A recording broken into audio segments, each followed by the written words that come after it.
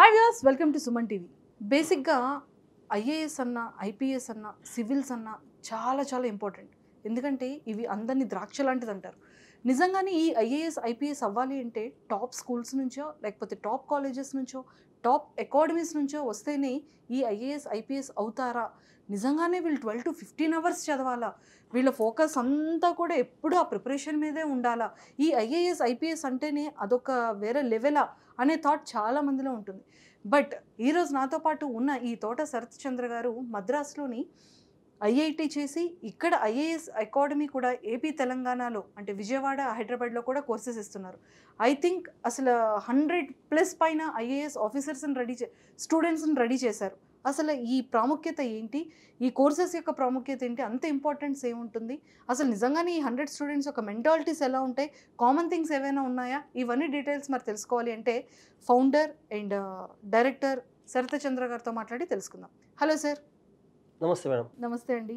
Sir, civil services ఎగ్జామ్కి ఎందుకు అంత డిమాండ్ ఉంటుంది? ఆ సివిల్ జాబ్ అనేది అంత ప్రత్యేకమైనటువంటిది అంటారా? ఈ సివిల్స్ అనే ఎగ్జామ్ అంటే ఎగ్జామ్ పేరు UPSC civil service exam madam. ఇది కనెక్ట్ చేసే బాడీ పేరు యూపీఎస్సీ. అయితే ఎవ్రీ ఎగ్జామ్ పెడుతూ ఉంటారు. ఇందులో మనకు వచ్చిన ర్యాంక్ బట్టి ఐఏఎస్, ఐపీఎస్, ఐఆర్ఎస్, ఐఎఫ్ఎస్ ఇలా చాలా సర్వీసెస్ ఉన్నాయి. ఓకే. ఈ exam is highly competitive exam. చాలా మంది రాస్తారు. ఇంజనీరింగ్, మెడికల్ బ్యాక్గ్రౌండ్, లా బ్యాక్గ్రౌండ్, బీఎస్సీ, బీకామ్ అందరు రాస్తారు. డిఫరెంట్ డిగ్రీస్ వచ్చిన రాస్తుంటారు ఎగ్జామ్ని. మీరు చెప్పిన విధంగా ఈ ఎగ్జామ్కి డిమాండ్ ఎక్కువ ఉంది. ఎందుకంటే this is not just a job. దీని ఒక జాబ్లా చూడరు, ఇది ఒక సర్వీస్. అంటే ఇండియాకి యాజ్ ఎ నేషన్ మనం సర్వీస్ చేయాలనుకుంటే చాలా మార్గాలు ఉంటాయి. అందులో one of the best way to serve the nation ఏంటంటే త్రూ సివిల్ సర్వీసెస్. ఒక సివిల్ సర్వెంట్, ఒక ఐఏఎస్ అవ్వచ్చు, ఐపీఎస్ అవ్వచ్చు, అతనికి లేదా ఆవిడికి నేషన్కి సర్వ్ చేయడానికి స్కోప్ ఎక్కువ దొరుకుతుంది ఈ ఎగ్జామ్ ద్వారా. ఫర్ ఎగ్జాంపుల్ ఒక IAS officer different sectors, agriculture, industries, లేకపోతే ఇరిగేషన్, హెల్త్, ఎడ్యుకేషన్, డిఫరెంట్ సెక్టార్స్లో దే మేక్ ది పాలసీని వాళ్ళు డిజైన్ చేస్తారు. And they implement the policy also. ఆ పాలసీ డిజైనింగ్లో they work with legislators, MLAs, ఎంపీస్తో. అండ్ ఇంప్లిమెంటేషన్లో they work with their colleagues and lower staff members. So ఇటువంటి అవకాశం వేరే ఏ జాబ్లో కూడా దొరకదు. అలా ఒక IPS officer law and order maintain చేస్తూ ఉంటారు. అలా ఒక ఐఆర్ఎస్ ఆఫీసర్ ట్యాక్స్ కలెక్షన్. ఇండియాకి వచ్చి గవర్నమెంట్ ఆఫ్ ఇండియాకి వచ్చే రెవెన్యూలో 90% రెవెన్యూ కమ్స్ ట్యాక్సెస్ ఓన్లీ. ఈ ట్యాక్స్ మనీనే government uses for welfare and development. So ఇటువంటి అవకాశం దొరుకుతుంది కాబట్టి ఈ ఎగ్జామ్కి అంతా డిమాండ్ ఉంది. సివిల్ అందరినీ ద్రాక్ష అంటారు. అంటే ఈ సివిల్స్ యొక్క ప్రత్యేకత చాలా ఎక్కువగా ఉంది. అంటే సివిల్ ఎగ్జామ్ ఐఏఎస్ రాయాలి అంటే ఖచ్చితంగా 12 to 15 అవర్స్ చేయాలని అంటారు. లేకపోతే టాప్ కాలేజెస్, లేకపోతే టాప్ స్టూడెంట్ అయి ఉండాలి, లేకపోతే టాప్ అకాడమీస్ నుంచి ట్రైనీ అయి ఉన్న వాళ్ళు మాత్రమే ఇది అవ్వగలరు అంటారు. అంటే నిజంగానే సివిల్స్ అంటే అంత అందరినీ ద్రాక్ష అంటారా? నిజంగానే అటువంటి ఒక అపోహ పబ్లిక్లో ఉంది మేడం. ఫస్ట్ ఆఫ్ ఆల్ అందరి ద్రాక్ష అంటే ఇక్కడ ఏమవుతుందంటే, సరదాగా చెప్పాలంటే ఆ ద్రాక్ష హైట్లో ఉందనుకుందాం, అందట్లేదు అనుకుందాం. బట్ స్టిల్ దాన్ని తీసుకోవడానికి చాలా మార్గాలు ఉంటాయి. కొంతమంది నిచ్చెన బిల్డప్ చేస్తారు, నిచ్చెనతో తెచ్చుకుంటారు. కొంతమంది ఒక తాడికి స్టోన్ కట్టి దాంతో కొట్టి తెచ్చుకుంటారు. ఇంకొంతమంది ఆ కొమ్మను ఉంచి తెచ్చుకుంటారు. ఇంకొంత చెట్టు ఎక్కుతారు. అంటే మార్గాలు డిఫరెంట్గా ఉంటాయి. అలాగే సివిల్స్ ఎగ్జామ్ కూడా అందరి ద్రాక్ష అయినప్పటికీ కూడా దాన్ని క్రాక్ చేయడానికి ప్రతి స్టూడెంట్కి, ప్రతి ఆస్పిరెంట్కి his own style, her own preparation strategy ఉంటుంది. ఇంకా మీరు అడిగినట్టుగా నిజంగా టాప్ స్కూల్స్ నుంచి కాలేజ్ నుంచి రావాలా అంటే అవసరం లేదు. ఈవెన్ యావరేజ్ స్కూల్స్ నుంచి, బిలో యావరేజ్ కాలేజ్ వచ్చిన వాళ్ళు కూడా ఎగ్జామ్ క్రాక్ చేసిన ఉన్నారు. అయితే ఒకప్పుడు ఒక 20-30 ఇయర్స్ ఎగో ఎప్పుడైతే ఇంటర్నెట్ లేదో, మార్కెట్లో అవైలబిలిటీ మెటీరియల్ లేదో, అప్పుడు మాత్రం ఎలైట్ ఫ్యామిలీస్ వాళ్ళకి మాత్రమే access to the exam papers అవ్వచ్చు, మంచి బుక్స్ అవ్వచ్చు, మెటీరియల్ అవ్వచ్చు, ప్రిపేర్ ఎలా అవ్వాలి అనే నాలెడ్జ్ అవ్వచ్చు, ఇన్ఫర్మేషన్ వాళ్ళకే ఉండేది. బట్ ఇప్పుడు ఇంటర్నెట్ వచ్చిన తర్వాత ఒక రిమోట్ విలేజ్ నుంచి కూడా ఎగ్జామ్ క్రాక్ చేయొచ్చు. ఫర్ ఎగ్జాంపుల్ ఆంధ్రప్రదేశ్ నుంచి కూడా రేపు ముత్యాలరాజు నుంచి ఫస్ట్ ర్యాంక్ వచ్చింది 2006లో. He is from Telugu medium background, from remote village. అలాగే నా స్టూడెంట్స్లో తిరుపతిరావు ఒక అబ్బాయి కూడా రీసెంట్గా ర్యాంక్ వచ్చింది. అతను గంగాడ అని విజయనగరంలో, ఏపీలో ఒక రిమోట్ విలేజ్ వచ్చారు, from Telugu medium background. He studied in the government schools only. కాబట్టి ఇప్పుడు అలా లేదు, స్కూల్స్ కాలేజ్ సంబంధం లేదు. అలాగే హైలీ ఇంటెలిజెంట్ అవ్వాల్సిన అవసరం కూడా లేదు. ఎందుకంటే ఈ ఎగ్జాము అంత హై లెవెల్ ఆఫ్ సిలబస్ అయితే కాదు. 6th క్లాస్ నుంచి 12th క్లాస్ ఉన్న బేసిక్ సోషల్ స్టడీస్ మాత్రమే, history, geography, economy, polity, environment, disaster, security, ఇలాగా బేసిక్ థింగ్సే ఉంటాయి. అయితే సిలబస్ కొంచెం ఎక్కువగా ఉంటుంది కాబట్టి డెఫినెట్గా ఇంటెలిజెన్స్ తక్కువగా ఉన్నా, హార్డ్ వర్క్ ఎక్కువ చేయాల్సిన అవసరం ఉంది. సో టాప్ కాలేజెస్ అక్కర్లా, హైలీ ఇంటెలిజెంట్ అక్కర్లేదు. కానీ థర్డ్ పాయింట్ చెప్పారు కదా, కష్టపడాలని 15 గంటలు. అదైతే మాత్రం కష్టపడితే మంచిదే. నా ఉద్దేశంలో నిజంగా 12 hours చదవగలిగితే మంచిదే. అంటే there are many candidates who clear the exam with only 6 to 7 hours చదివే ర్యాంక్ అవుట్లో ఉన్నారు. కానీ వీలైనంత ఎక్కువ చదివితేనే మంచిది. ఎందుకంటే ఎక్కువ టైం స్పెండ్ చేసే కొద్దీ బాగా గుర్తుంటుంది, సిలబస్ బాగా కవర్ చేయొచ్చు, ప్లస్ డెడికేషన్ పెరుగుతూ ఉంటుంది టైం స్పెండ్ చేసే కొద్దీ. సో నా ఉద్దేశంలో హార్డ్ వర్క్ అనే పాయింట్ మాత్రం I agree with it and accept. Sir ఇంకోటి ఏంటంటే యావరేజ్ స్టూడెంట్స్కి కూడా మేము ఈజీగా చేయొచ్చు అని మీరు చెప్తున్నారు కదా, అంటే నిజంగానే యావరేజ్ స్టూడెంట్స్ని మీరు ఎలా కోచింగ్ ఇస్తారు? సో వాళ్ళని ఎలా ట్రైన్ చేస్తారు? శరత్చంద్ర ఐఏఎస్ అకాడమీలో ఇంతవరకు వచ్చిన ranks almost we got 109 ranks వచ్చాయి లాస్ట్ ఫ్యూ ఇయర్స్లో. సో వీళ్ళల్లో చాలామంది యావరేజ్ స్టూడెంట్స్. యావరేజ్ అని నా ఉద్దేశంలో 10th ఇంటర్ గ్రాడ్యుయేషన్లో యావరేజ్ మాకు వచ్చాయని అర్థం అంతే. కానీ మార్క్స్ తక్కువ వచ్చేది మాత్రాన యావరేజ్ స్టూడెంట్ చెప్పలేమేమో. ఎందుకంటే ఇండియాలో 10th ఇంటర్ డిగ్రీ ఎగ్జామ్స్ అనేవి ఇంటెలిజెన్స్ అంత బాగా టెస్ట్ చేయవు. ఓన్లీ మనం చదివిన దాన్ని ఎంత బాగా రిప్రొడ్యూస్ చేయగలిగాం అన్నదాన్ని బేసే ఉంటుంది. అయితే ఇప్పుడు యావరేజ్ స్టూడెంట్ ర్యాంక్స్ తెప్పించగలనే కాన్ఫిడెన్స్ నాకు ఎందుకు అని తెప్పించాం కాబట్టి శరత్చంద్ర ఐఏఎస్ అకాడమీలో లాస్ట్ ఫ్యూ ఇయర్స్లో చాలామంది యావరేజ్ అకాడమిక్ పర్ఫార్మెన్స్ ఉన్న వాళ్ళు కూడా ర్యాంక్స్ తెప్పించాము. ఈవెన్ ఇప్పుడు కూడా మా దగ్గరికి ఒక స్టూడెంట్ వచ్చినప్పుడు ఆ student 10th inter degree marks పట్టించుకోకుండా ర్యాంక్ కొట్టించగలం అన్న నమ్మకం మాకు ఈరోజు కూడా ఉంది. ఖచ్చితంగా కొట్టించగలం కూడా. అయితే దీనికి we follow a scientific methodology. First of all exam సిలబస్ని బాగా అనలైజ్ చేయడం, ప్రిపరేషన్ స్టార్టింగ్లోనే సిలబస్ మీద కంప్లీట్గా అవగాహన పెంచడం. ఎందుకంటే చాలామంది స్టూడెంట్స్ సిలబస్ కంప్లీట్గా తెలుసుకోకముందే ప్రిపరేషన్ స్టార్ట్ చేస్తారు. లాస్ట్ దాకా కూడా ప్రిపరేషన్ రాంగ్ డైరెక్షన్ వెళ్ళే అవకాశం ఉంటుంది. అలా చేయడం వల్ల సిలబస్ మొత్తం అవగాహన ఉంటే సిలబస్లో ఉన్నదాన్ని మాత్రం చదువుతారు, డివేట్ అవ్వరు, అన్నెసరీ బుక్స్ చదవరు, అలాగే ఓవర్లోడ్ ఇన్ఫర్మేషన్ తీసుకోరు, ఎగ్జామ్ సిలబస్ కావాలి చదువుతారు. నెంబర్ 2, మేము మా స్టూడెంట్స్కి రెగ్యులర్గా కూడా ప్రీవియస్ ఇయర్స్ క్వశ్చన్ పేపర్స్ నుంచి క్వశ్చన్స్ని డిస్కస్ చేస్తూ ఉంటాము. దానివల్ల వాళ్ళకి ఎగ్జామ్ డిమాండ్ బాగా అర్థం అవుతుంది. అంటే ఓకే, ఎగ్జామ్లో ఇలాంటి క్వశ్చన్స్ అడుగుతారు, ఇంత రాసి సరిపోతుంది, ఇంతకని నీకు అవసరం కూడా లేదు అనే ఒక కాన్ఫిడెన్స్ వాళ్ళు బిల్డప్ చేస్తూ ఉంటాం. థర్డ్ థింగ్ ఏంటంటే మా దగ్గర ఉన్న faculty young as well as old faculty. Young faculty అంటే రీసెంట్గా సివిల్స్ రాసి ఇంటర్వ్యూ దాకా వెళ్ళి, అంటే యూపీఎస్సీలో ప్రిలిమ్స్ మెయిన్స్ ఇంటర్వ్యూ ఉంటుంది, ఇంటర్వ్యూ దాకా వెళ్ళి దగ్గరలో మిస్ అయిన వాళ్ళు, లేకపోతే సివిల్స్ ఎగ్జామ్ క్లియర్ చేశారు కానీ వాళ్ళకి కావాల్సిన సర్వీస్ రాకపోవడం వల్ల దే బికేమ్ ఫ్యాకల్టీ. అటువంటి ఫ్యాకల్టీ ఉంటారు. అడ్వాంటేజ్ అంటే వాళ్ళ వలన ఈ ఎగ్జామ్ ప్యాటర్న్ ఎవ్రీ ఇయర్ మారుతూ ఉంటుంది, స్టైల్ ఆఫ్ క్వశ్చన్స్ మారుతూ ఉంటాయి. ఓకే. సో ఇలాగా రీసెంట్ ఎగ్జామ్ రాసిన వాళ్ళు ఆ డైనమిక్గా ఉంటారు, ఎగ్జామ్ ప్యాటర్న్ ప్రకారం టీచ్ చేయగలుగుతుంటారు. At the same time experienced faculty, ఇందా చెప్పినట్టుగా ఓల్డ్ అని చెప్పాను కాబట్టి ఎక్స్పీరియన్స్డ్ ఫ్యాకల్టీ, రిటైర్డ్ ప్రొఫెసర్స్ అవ్వచ్చు, వాళ్ళు ఉంటారు. ఎందుకంటే హిస్టరీ లాంటి సబ్జెక్ట్స్లో ఆ డెప్త్ కావాలంటే అలాంటి వాళ్ళతో అవసరం ఉంది. సో కాంబినేషన్ ఫ్యాకల్టీ మా దగ్గర ఉన్నారు. ఫోర్త్ పాయింట్ ఏంటంటే మేము మా క్లాస్ రూమ్లో we maintain very less strength, we have more batches, every batch has less strength. దాని కారణం ఏంటంటే అలా ఉంటేనే we can focus on every student. Every student is unique. ఇందా చెప్పిన విధంగా అందరి ద్రాక్షని మనం అందుకోవాలంటే we can follow different methodologies, strategies based on the attitude of the person. కాబట్టి ప్రతి స్టూడెంట్ ఫోకస్ చేస్తూ ఎవ్రీ వీక్ ప్రతి స్టూడెంట్తో మాట్లాడుతూ అతను ఎందులో స్ట్రాంగ్గా ఉన్నారు, ఎందులో వీక్ ఐడెంటిఫై చేస్తూ ఆ వీక్ ఏరియాస్ మీద ఎక్కువ ఫోకస్ చేస్తూ ఉంటాం. అలాగే ప్రిపరేషన్ కూడా ఇనీషియల్ స్టేజ్లోనే మనం ఒక ట్రాక్లో పెట్టాలి స్టూడెంట్ని.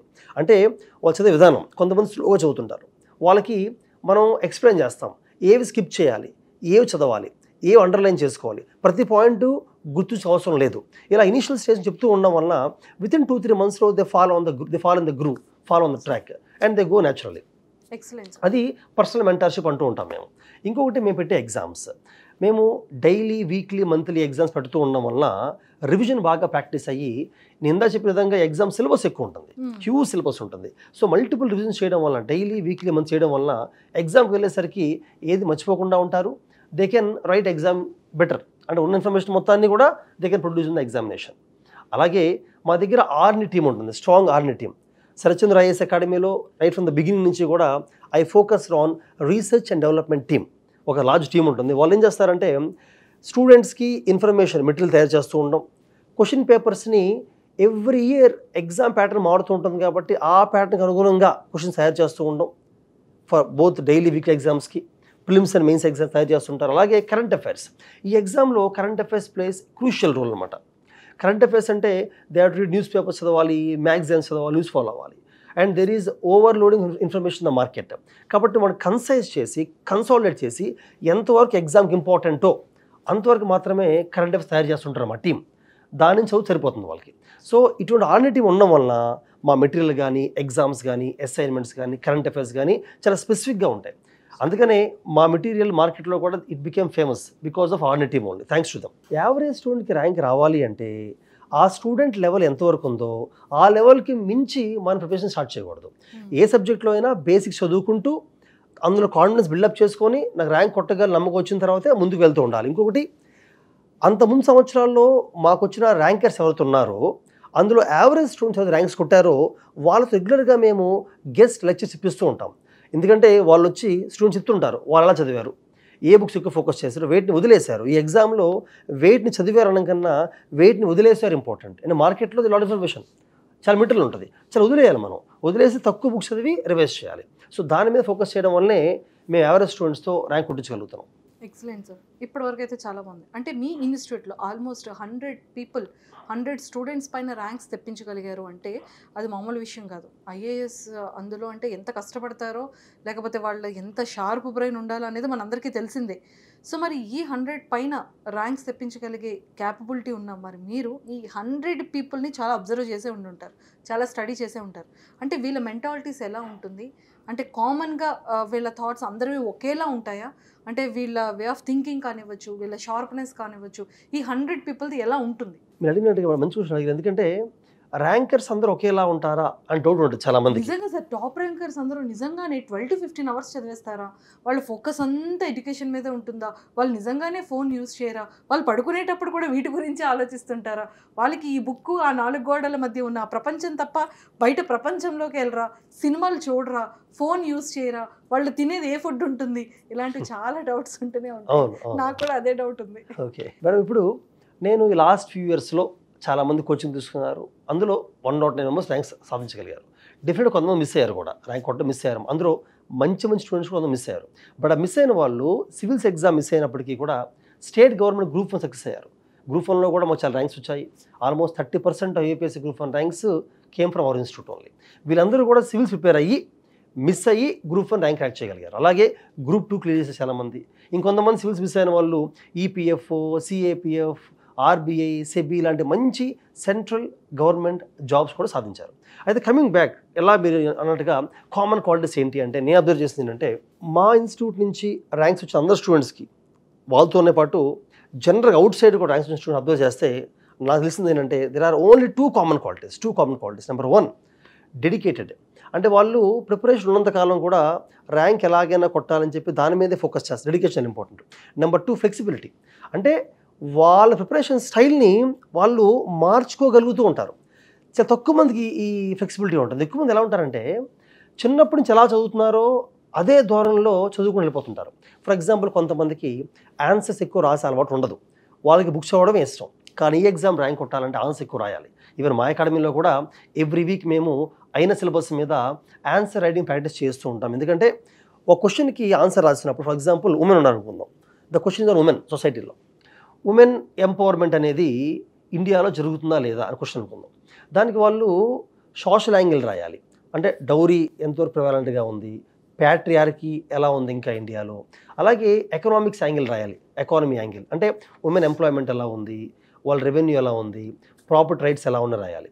అలా ఉమెన్ గురించి, సేఫ్టీ గురించి రాయాల్సిన అవసరం ఉంది. Violence in the domestic violence అవ్వచ్చు, పబ్లిక్ అవ్వచ్చు, వర్క్ ప్లేస్ హరాస్మెంట్ అవ్వచ్చు, వాటి గురించి రాయాలి. అలాగే పొలిటికల్గా Indian women, their ratio, their composition in the parliament అవ్వచ్చు, అసెంబ్లీ అవ్వచ్చు, ఉమెన్ ఇన్ పాలిటిక్స్. అంటే మల్టిపుల్ డైమెన్షన్స్ రాయాలి. అది చదవడం వల్ల వచ్చేది కాదు, అది ఎక్కువ ఎగ్జామ్స్ రాస్తూ ఉండాలి, ఇవాల్యుయేషన్ చేసుకుంటున్నాను. అందుకని మా ఇన్స్టిట్యూషన్లో కూడా క్వశ్చన్స్ ఇవ్వడమే కాకుండా ఇవాల్యుయేట్ చేస్తూ ఉంటాము, ఆన్సర్ రైటింగ్ బిల్డప్ చేస్తూ ఉంటాము. అది ఫ్లెక్సిబిలిటీ అన్న ఉద్దేశంలో. ఇష్టం లేకపోయినా కొన్ని చేయాల్సి ఉంటుంది, ఆన్సర్ రాయాలి. కొంతమంది రివిజన్ ఇష్టం ఉండదు, చదివిందే మళ్ళీ చదవడం ఇష్టం ఉండదు వాళ్ళకి. వాళ్ళు ఎక్కువ బుక్స్ చదువుతుంటారు, నాలెడ్జ్ గెయిన్ చేస్తుంటారు, బట్ రివైజ్ చేయరు. బట్ ఈ ఎగ్జామ్కి రివైజ్ చేయాలి. ఈ ఎగ్జామ్కి బుక్స్ తక్కువ చదివినా పర్లేదు కానీ కన్సాలిడేట్ చేయాలి. అందుకే ఇందా చెప్పిన విధంగా మేము we force them to write daily, weekly, monthly exams. ఖచ్చితంగా రాస్తేనే ఆ రివిజన్ అవుతూ ఉంటుంది. అలాగే ఫ్లెక్సిబిలిటీలో ఇంకో పాయింట్ ఏంటంటే ఏ ఏరియాస్ అయితే స్ట్రాంగ్గా ఉంటారో స్టూడెంట్స్ కొంతమంది అదే ఎక్కువ చదువుతుంటారు, వీకే వదిలేస్తుంటారు. ఫర్ ఎగ్జాంపుల్, కొంతమంది కరెంట్ అఫైర్స్ బాగా ఇంట్రెస్ట్ ఉంటుంది, అది చదువుతుంటారు. Static part, polity, geography, history, ఆ స్టాటిక్ బుక్స్ అవర్ ఎక్కువగా కూడా they feel that current affairs is more interesting. కానీ తప్పదు, కరెంట్ అఫైర్స్తో పాటు స్టాటిక్ పార్ట్ కూడా ఫోకస్ చేయాల్సిందే, చదవాల్సిందే. అలాగే ఇంటర్వ్యూ బాగా చేయాలంటే కమ్యూనికేషన్ అవసరం. చాలామందికి వాళ్ళు వచ్చిన స్కూల్ బ్యాక్గ్రౌండ్ నుంచి అవ్వచ్చు, కమ్యూనికేషన్ స్కిల్స్ డెవలప్ అవ్వవు, అంటే ఓన్లీ బుక్స్ చదువుతూ ఉంటారు. సో అటువంటి వాళ్ళ కోసం ఏంటంటే రెగ్యులర్ డిబేట్స్ అని, గ్రూప్ డిస్కషన్ కండక్ట్ చేస్తుంటాం. They have to participate in that. ఇష్టం లేకపోయినా దే హ్యావ్ టు పార్టిసిపేట్. అంటే ఇష్టం లేకపోయినా గ్రూప్ డిస్కషన్స్ అవ్వచ్చు, ఆన్సర్ అవ్వడం అవ్వచ్చు, రివిజన్ అవ్వచ్చు, ఇష్టం లేని సబ్జెక్ట్స్ అవ్వడం అవ్వచ్చు, దాన్ని నేను ఫ్లెక్సిబిలిటీ అంటాను. సో ఈ ఎగ్జామ్ సక్సెస్ అవ్వాలంటే వాళ్ళు డెడికేషన్ ఉండాలి, మీరు అన్నట్టుగానే హార్డ్ వర్క్ చేయాలి. నా ఉద్దేశంలో ఆర్డర్ చేస్తే మంచిది. అంటే ఆర్డర్ చేయకపోయినా ర్యాంక్స్ కొట్టిన స్టూడెంట్స్ ఉన్నారు, కానీ maybe they are highly IQ ఎక్కువ ఉండొచ్చు వాళ్ళకి. బట్ వాళ్ళని మనం ఎగ్జామ్లు తీసుకోకూడదు, వాళ్ళని you should work hard. Second, flexibility. మా కోచింగ్ సెంటర్లో కూడా, సర్చ్ సెకండ్లో కూడా స్టూడెంట్స్ ఎక్కడ వీక్గా ఐడెంటిఫై చేసి we actually force them to actually improve that. ఇష్టం లేకపోయినా we make them revise, we make them right notes చేసుకోవాలి ఇష్టం లేకపోయినా కూడా. అలాగే ఆన్సర్ రాస్తుండాలి. అలాగే ప్రిలిమ్స్ ఎగ్జామ్లో ఈ మధ్య కాలంలో మెయిన్స్ అంటే సబ్జెక్ట్ ఆన్సర్ రాస్తారు, కొంతమందికి ఆ స్కిల్స్ ఎక్కువ ఉంటాయి. బట్ ప్రిలిమ్స్లో వచ్చేసరికి ఆ మల్టిపుల్ చాయిస్ క్వశ్చన్స్ చేసే స్కిల్స్ ఉన్నట్ల చాలామందికి.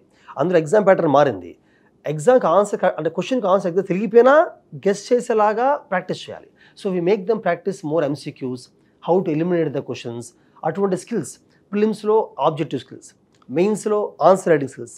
ఎస్ఏ రైటింగ్ ఉందనుకోండి ఫర్ ఎగ్జాంపుల్. ఎస్ఏ రైటింగ్లో ఈ మధ్య వచ్చేసి ఎలా ఉంటున్నాయంటే చాలా స్టేట్మెంట్ బేస్డ్, ఫిలసాఫికల్గా ఉన్నాయి. ఒకప్పుడులాగా హిస్టరీ నుంచో, జోగ్రఫీ నుంచి, ఎకానమీ నుంచో కాకుండా ఇది రాసిన జనరల్ క్వశ్చన్స్.